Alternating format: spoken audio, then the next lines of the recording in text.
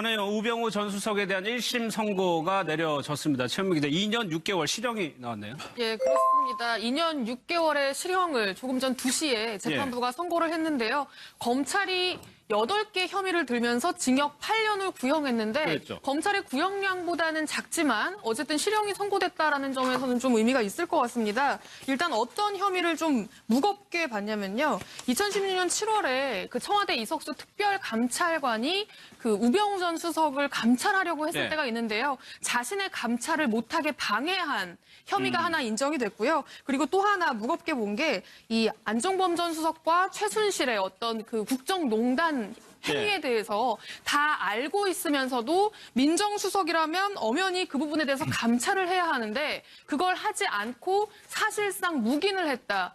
그래서 그 혐의까지 지금 유죄로 인정이 됐습니다. 예. 최근순 의원님, 재판부가 이런 표현을 썼어요. 변명으로 일관하고 있고 반성이 없다.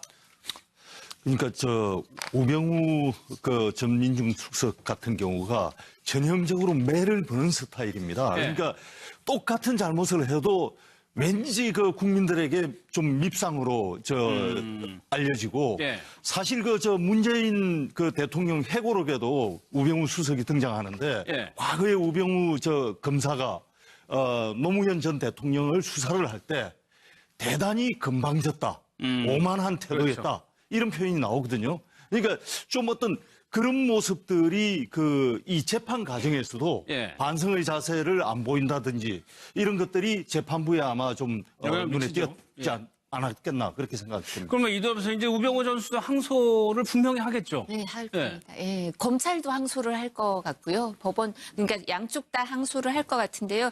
이제 사실 이렇게 여러 사람들이 궁금해하는 게 이제 보통 관행적으로 내지는 보통 확률적으로 보면 1심보다 2심에서 피고인이 항소를 하면 형량이 좀 줄어드는 경향이 많거든요. 또 1심부터 2심 사이에 재판을 하는 과정에 이제 구속이 돼 있기도 하고 그럼 그것도 감안해서 집행유예로 붙여주기도 하고 아니면 다른 감경 요소가 있을 수도 있고 여러 가지 요소 반성을 또 할 수도 있거든요. 당사자가. 그러니까 또 합의를 할 수도 있고 다른 범죄의 경우.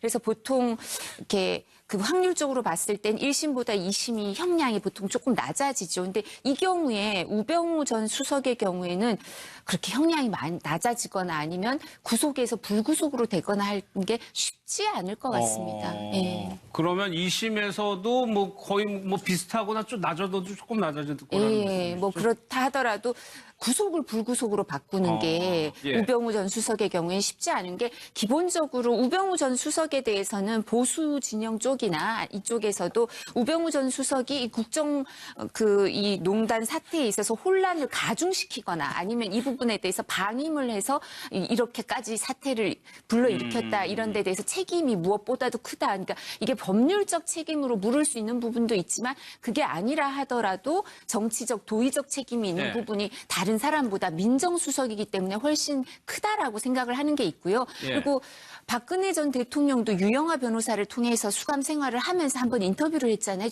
중앙일보라. 근데 거기에서도 뭐라 그러냐면 민정수석실에서도 한 번도 최순실 씨에 대해서 보고를 안 했다 이런 표현을 해요.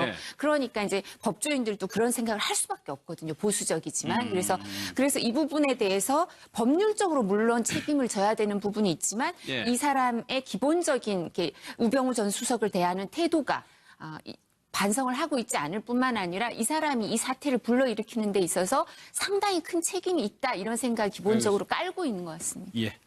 평창 동계올림픽 소식으로 좀 살펴보겠습니다. 전에 우병우 전 수석에 대한 1심 선고가 내려졌습니다. 최현미 기자, 2년 6개월 실형이 나왔네요. 예, 그렇습니다. 2년 6개월의 실형을 조금 전 2시에 재판부가 선고를 했는데요. 검찰이 8개 혐의를 들면서 징역 8년을 구형했는데 그랬죠. 검찰의 구형량보다는 작지만 어쨌든 실형이 선고됐다라는 점에서는 좀 의미가 있을 것 같습니다. 일단 어떤 혐의를 좀 무겁게 봤냐면요.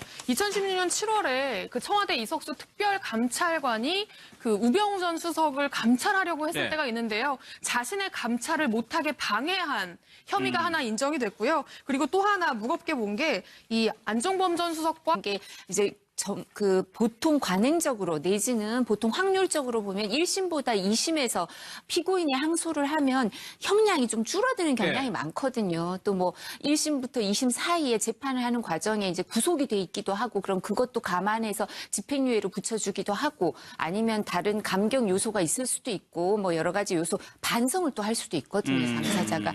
그러니까 또 합의를 할 수도 있고 뭐 다른 범죄의 경우. 네. 그래서 보통 이렇게 그 확률적으로 봤을 땐 1심보다 2심이 형량이 보통 조금 낮아지죠. 근데 이 경우에 우병우 전 수석의 경우에는 그렇게 형량이 많이 낮아지거나 아니면 사실 문재인 대통령 회고록에도 우병우 수석이 등장하는데 예. 과거에 우병우 검사가 노무현 전 대통령을 수사를 할 때 대단히 건방졌다, 오만한 태도였다 그렇죠. 이런 표현이 나오거든요. 그러니까 좀 그런 모습들이 이 재판 과정에서도 예. 반성의 자세를 안 보인다든지 이런 것들이 재판부에 아마 좀 영향을 눈에 미치죠. 띄었지 않았겠나 그렇게 생각됩니다. 그러면 이도하면서 이제 우병우 전 수석 항소를 분명히 하겠죠. 네, 할 예. 겁니다. 예, 검찰도 항소를 할 것 같고요. 법원, 그러니까 양쪽 다 항소를 할 것 같은데요.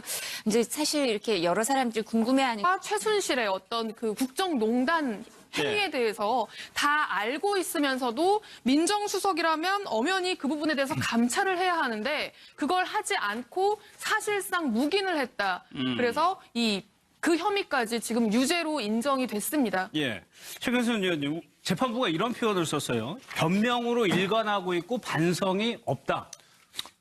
그러니까 우병우 전 민정수석 같은 경우가 전형적으로 매를 버는 스타일입니다. 네. 그러니까 똑같은 잘못을 해도 왠지 국민들에게 좀 밉상으로 알려지고 예. 구속에서 불구속으로 되거나 하는 게 쉽지 않을 것 같습니다. 예. 그러면 2심에서도 뭐 거의 뭐 비슷하거나 좀 낮아도 조금 낮아질 거라는 예, 말씀이시죠? 뭐 그렇다 하더라도 구속을 불구속으로 바꾸는 게 예. 우병우 전 수석의 경우에 쉽지 않은 게 기본적으로 우병우 전 수석에 대해서는 보수 진영 쪽이나 이쪽에서도 우병우 전 수석이 이 이 농단 사태에 있어서 혼란을 가중시키거나 아니면 이 부분에 대해서 방임을 해서 이렇게까지 사태를 불러일으켰다 이런 데 대해서 책임이 무엇보다도 크다. 그러니까 이게 법률적 책임으로 물을 수 있는 부분도 있지만 그게 아니라 하더라도 정치적 도의적